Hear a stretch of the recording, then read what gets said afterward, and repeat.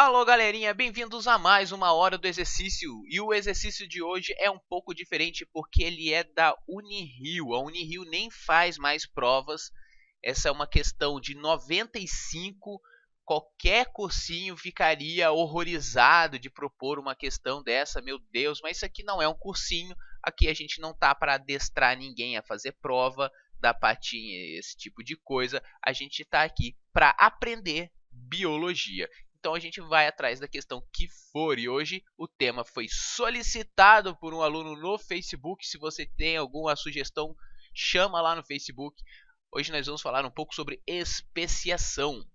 Encontram-se a seguir etapas de um processo de especiação. Quando a temperatura da região se eleva, duas populações se isolam nas encostas das montanhas diferentes, 2. Uma espécie de pássaro adaptada ao frio habita todo um vale. 3. As diferenças genéticas acumuladas durante o período de isolamento não permitem que os membros das duas populações se cruzem. 4. Após milhares de anos, a temperatura volta a baixar e as duas populações se espalham pelo vale. E ele quer saber qual é a ordem certa. Especiação é o processo de formação de espécies. Ora, porque se a gente tinha um único ancestral comum a todas as formas de vida presentes e extintas, isso quer dizer então que toda essa diversidade surgiu por especiação. Nós temos basicamente dois tipos de especiação, que a gente vai chamar de cladogênese e a que a gente vai chamar de anagênese. Como que é a diferença? Imagina que eu tenho aqui uma espécie A.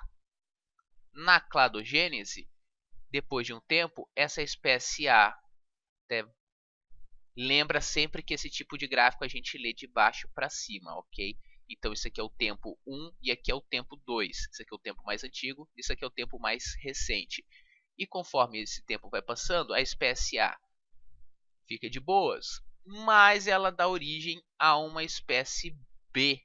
Como ela formou um novo grupo, um novo clado, a gente chama isso de cladogênese. Tá? Uma espécie deu origem a duas. Isso aqui poderia ser uma espécie diferente, poderia ser uma espécie sei lá, uma espécie C, poderia também. Ela deixou de existir para que dessem origem a duas populações diferentes. Perfeito. E no caso da anagênese, eu tinha uma espécie A, que com o tempo vai passando, e aí ela deu origem a uma espécie B sem dar origem a nenhum outro ramo. Mas como isso aconteceu? Através das mudanças. Tá? Não houve uma nova, mais de uma espécie surgindo, mas conforme, por exemplo, o tempo vai mudando, o clima vai mudando, as condições, sei lá, de presa, qualquer coisa assim, as condições ambientais vão mudando, vão ser selecionados alguns indivíduos e outros vão sendo deixados para trás naquela mesma população. E aí, conforme o tempo vai passando, a população final pode ser tão diferente da inicial que você pode considerar isso como uma espécie diferente. Então, naquela mesma população, a pressão de seleção natural, por exemplo, vai eliminando alguns, selecionando outros, e a partir dessa segunda geração, ela seleciona mais alguns, elimina outros, vai mudando a característica da população até que quando você vê são espécies diferentes. Nós ainda podemos separar a coisa em especiação alopátrica, simpátrica, e essas duas estão de bom tamanho para a gente por enquanto.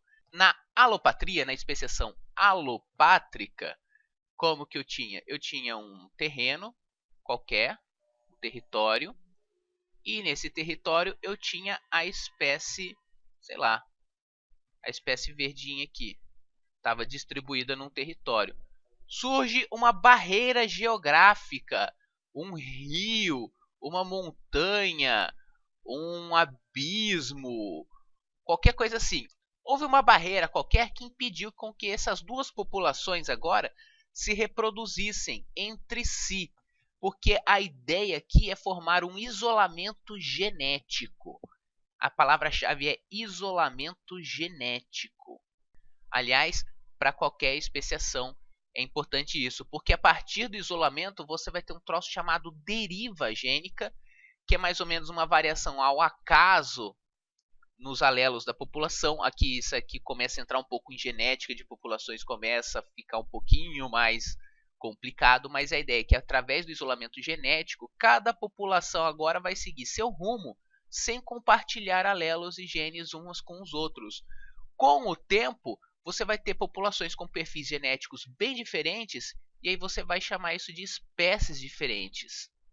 Ok? Então, na especiação alopátrica, você vai ter uma barreira separando a população original, que é através do isolamento geográfico, do isolamento genético, tá? Porque elas foram isoladas geograficamente e depois, por falta de comunicação entre, né, falta de fluxo gênico entre as duas populações, a deriva fez com que elas se isolassem geneticamente. Agora, mesmo que essa barreira venha desaparecer, como as populações agora deram origem a espécies diferentes, elas não vão ser capazes de se reproduzir.